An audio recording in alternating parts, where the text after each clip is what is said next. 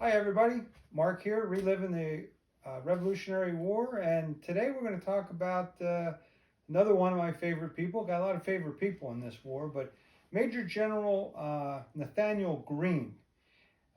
Nathanael Greene, or as Nat Greene as I like to call him, uh, another marvelous person with very little military background. He was born in Warwick, Rhode Island, just up the road here from us, about 30 miles. And he was born into a family that was Quakers. So they were peace loving people. They didn't believe in war, they didn't believe in going to school. And his father was finally convinced to allow him to hire a tutor, and Nathanael Greene learned from a tutor how to read, how to write, mathematics, all of the basics. Um, the family owned a big shipping business. They had ships, they had foundries. One of the foundries that they had was in Coventry, Rhode Island. And when Nathaniel grew up and got married, he went off to Coventry, Rhode Island, which is actually about 25 miles from here, bought a house called Spell Hall, and lived there until the beginning of the war. Um, he inherited the business from his father along with his brothers, and one of his ships was taken by the British, and in retribution for this, he started to fall away from the Quaker religion and got involved. He started a militia in Rhode Island, and then after the battles of Lexington and Concord, uh, the Rhode Island government formed an army and placed Nat Greene in charge of that army, and they marched off to Boston. He missed the Battle of Bunker Hill because he happened to be home on business for that week or so that battle all took place.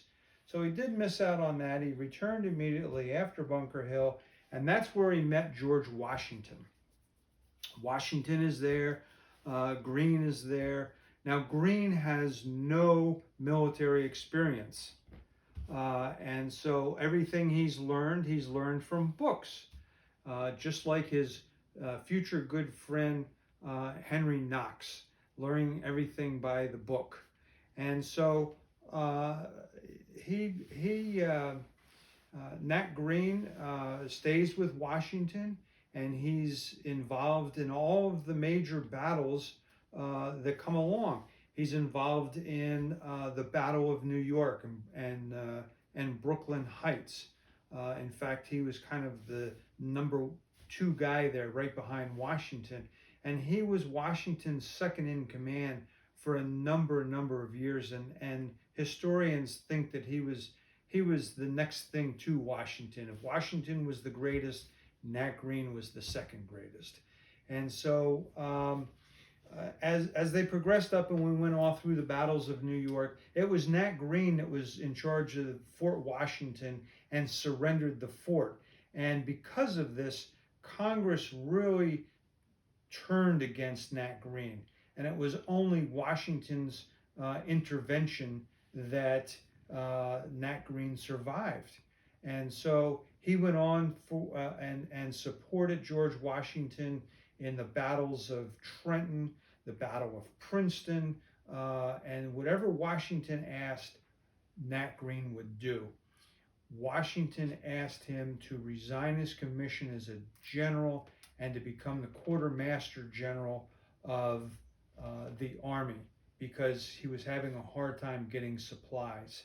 Now, basically, what the quartermaster did is he was in charge of making sure that they had tents, food, shoes, guns, ammo, gunpowder, anything you can think of, the quartermaster was responsible for.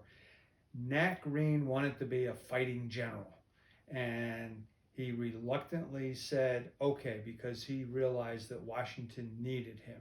And he was another one of these guys that Washington could ask and he would do it. And so he did that and took a little hiatus and asked Washington if he could go. There was going to be a Battle of Rhode Island in Newport. The British were in Newport. Rhode Island was starting to amass, and he was granted permission to go up there and partake in that. The battle never happened. And so he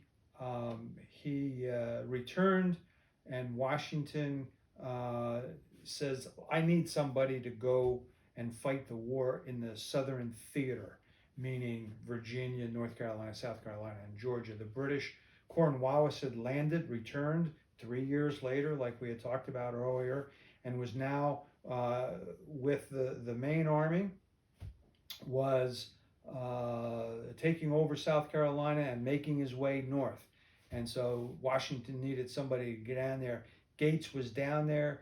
Gates did a horrible job at the Battle of Camden. He was relieved of his command, and Nat Greene was put in charge. That was the last big thing we ever heard from Gates. Gates wasn't as good as he thought he was. And so we're going to go over some of the stuff that Greene did. He was instrumental in saving the South. He was instrumental in forcing the war to an end. Now, very briefly, and we're going to go over the battles very briefly, and I'll cover them in more depth later, but because Nat Greene was committed, he committed all of his own personal money. When he couldn't get supplies, he bought it with his own money. And as such, he retired from the army, a pauper, lived in Georgia for only 3 years or 4 years before he died. And the Georgia people loved him so much because he freed them from the British that they supported his family. And they never went back to Rhode Island. They lived in Georgia for the remainder of their years. And but he was so beloved down there that, you know, people paid, they gave money, they took care of his family when he passed away, and he was just a great guy. So the cat will entertain you for a second here while I get my board going. So she's quite the history buff, that cat is right there. She likes to get right into the meat of the battle. So just to show you what happened, basically Greene comes down here like this. His initial thing comes down, and he does something unusual. He divides his forces, and he sends General Morgan this way to the southwest, and Greene goes to the southeast. Now Cornwallis, who we all know, he's down in Charleston, and he comes up this way to meet him. He had already been in Camden and kicked butt on Gates. We talked about that. He splits his forces, sends Tarrington, who is a vicious man, off this way, and he goes this way to meet Greene. Well, Morgan and Tarrington meet in a place called Cowpens, and Morgan just annihilates, almost completely takes everybody, by either captures them or kills them. Cornwallis goes this way, and now Greene is outmanned by Cornwallis's superior forces, so he comes over and he meets up with Morgan again, and then Cornwallis pretty much does the same thing. Anyway, what happens is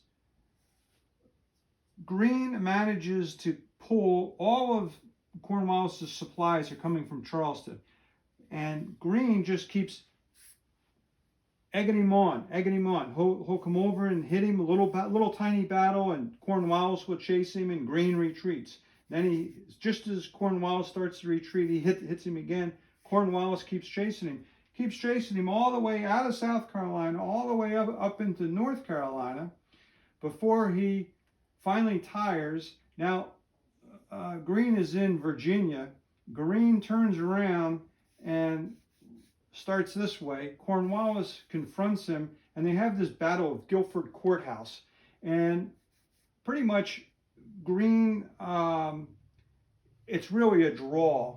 But what happens is the British keep attacking, and Cornwallis becomes so frustrated because he's losing to the army and the militias that he starts shooting grape shot out of the cannons, killing his own men. It was so devastating. Greene finally retreats, leaves the field, which stops the battle. You know, so it was kind of like a draw, but Cornwallis suffered terribly. And so he retreats down this way, and Greene goes down this way. Greene says, okay, guys, I'm going down. I'm taking South Carolina back. And he sends Lafayette up this way, along with a couple other guys. Cornwallis is down in Wilmington. He makes a beeline for Yorktown. Lafayette just keeps attacking him behind trees, and our usual attack behind trees and rock walls. Cornwallis gets stuck at Yorktown. Washington comes down, finally comes out of the north. They surround, they do a siege, and Cornwallis surrenders. So Greene is down in here, freeing all of these British things, driving them back to Charleston, and eventually takes over all of Georgia, all of South Carolina. So that's what he did. We're going to cover these battles in more depth when we have some more time. But he was a great guy, a great general, and got the job done and saved the whole Southern theater. Thank you.